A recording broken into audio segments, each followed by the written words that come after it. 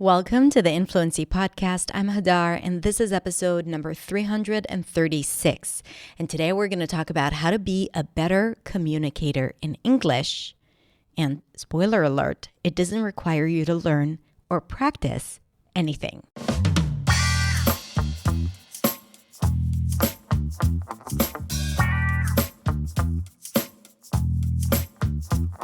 Hey everyone, thank you so much for joining me for another episode of the Influency Podcast in motion, in fluency. Anyway, today I want to talk about how you could actually show up better as a conversation partner, as a communicator,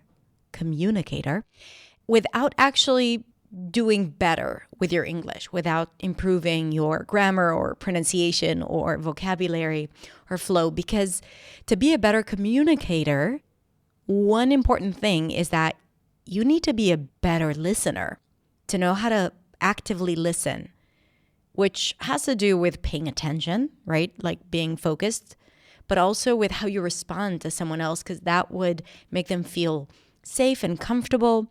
And this is why I wanted to make this episode, because sometimes we're so consumed with what we are thinking that we forget to listen.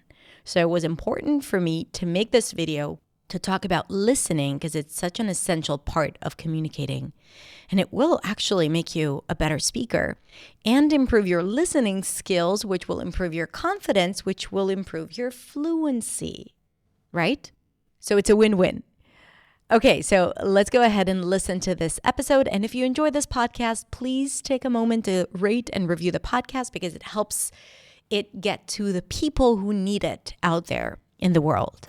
All right, so let's listen to today's episode.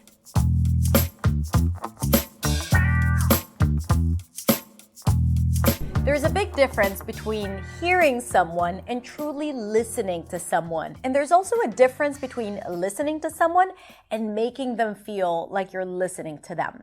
Now, this is relevant when you communicate in any language, including your first language as well, because being a good listener is also relevant for your first language. But I've noticed that a lot of times when you communicate in a second language, what happens is that you are more self-conscious about your own language and your own communication.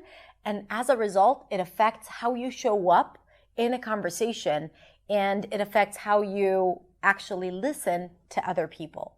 So while in this video, I'm going to share with you some general active listening tips. This is very specific for speakers of English as a second language, because I'm going to also focus on the language and the confidence element and what you can do if speaking in English is not something that is completely natural to you. So what I'm going to talk about today is going to be about mindset, nonverbal communication, and verbal communication. We're going to start with mindset. When you are speaking to another person, you actually have to turn off your own thoughts and focus on what the other person is saying. Now, it's okay. It's very natural for you to think about other things when you're doing something else. But when you are consumed with your own thoughts, it's really hard to actually listen and to be able to have a good, deep conversation with a person in front of you. Also, usually people feel it when you're not really listening. You start glazing, or you're starting to tune out from the conversation. I'm sure you've had this experience when you were talking and you felt like the other person is not really with you because they were occupied with their own thoughts. So you have to actually move away from thinking your own thoughts to paying attention to what the other person is saying. Now, especially when speaking a second language, a lot of times when we're in a conversation, we are so focused on our thoughts about the language. Am I going to understand them? How am I going to respond? What if I make a mistake? What should I say in response? What if they ask me a question? So we have all these thoughts about fluency and about our English and our English not being good enough and the judgment that we might experience. And then you're caught up in your thoughts. You're thinking about it because you want to make the conversation better. But what ends up happening is that the fact that you're thinking these thoughts move you away from actually being in the conversation.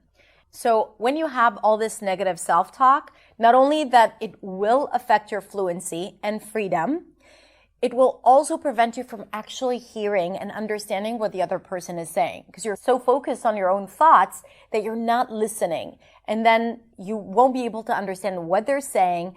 And when it's time for you to talk, it's going to be really hard for you to respond properly. And then you're going to become even more self-conscious about it. And it's like a snowball. So moving away from putting the focus on you and your own language, focusing on what the other person is saying, will allow you to respond naturally when it's time for you to speak. But also, you're not going to force your brain to come up with an answer, because you know how it is when you're trying to forcefully think about a word or about something, you black out. You can't think of anything. And when it happens naturally in a conversation, you're much more likely to have something to talk about or to respond in a natural way. My second tip for becoming a better listener and to develop active listening, and remember, it's a skill, you can practice it, you can develop it, is nonverbal communication. Nonverbal communication is everything that is not about the words that come out of your mouth. It's the way you look, it's the way you perceive their nonverbal communication. It's how you use your body, how you use your eyes, right? So when you are listening, then you want to make sure that you look at the person. You can look them in the eyes, you can look at their face, maybe their mouth if you don't feel comfortable looking them in the eye. You want to make sure that you're open, you're not fidgeting, you're not too closed, and that you're just open to hearing what they have to say. I find myself, I'm very much an active listener, and I find that I nod a lot of times. Sometimes I also mirror what they do. I do it subconsciously, but I started noticing that this is what I do. So if I see someone speaking and nodding their head, I might do the same thing. I kind of like mirror how they're behaving. And I try to get us on the same frequency in terms of body language. And I feel like it helps me hear better and understand better what the other person is saying. Now, when you are actively listening, a lot of times you can use small phrases that will create validation that you're listening or will open opportunities for them to speak more. So, for example, when someone is speaking, you could just respond with, yeah, I know, really, totally. So these phrases show that you are listening, that you're paying attention. And sometimes you can also invite them to speak more. Something that I like to say a lot when I'm interested in someone else or their story, or I want to hear more about something, I simply say, tell me more about this. Or that's so interesting, I want to hear more. And that gets them to speak better. Now, when they feel safe, when they feel like you're actually listening, they would want to speak more and feel that you are such a great conversation partner and that it's so much fun to actually talk to you. And you will feel more comfortable. So when it's time for you to talk, you won't feel stressed or judged because the atmosphere is going to be positive and you will feel the connection between the two of you. Now, one last thing about verbal communication, what I usually do when I hear someone speaking is that while they're speaking, I am thinking about the questions that I can ask them. I want to ask them follow-up questions. I want them to speak more. So when they are done telling me something, I usually try to think of a really good question to ask them and then just to be quiet and hear what they have to say. And also in general, listening to someone and thinking about questions and asking them questions is an excellent English practice because it helps you kind of go deeper into the language and to think about things in a critical way, which is definitely something that we want to develop as speakers of English as a second language. All right, so to wrap up, if you want to develop your active listening, first you have to be in the mindset of a good listener. You have to focus on what they are saying and not on your own thoughts or fears or concerns. Then you want to use nonverbal communication to show the other person that you're actually listening and paying attention, and you want to be attentive to how they are feeling and what they are expressing.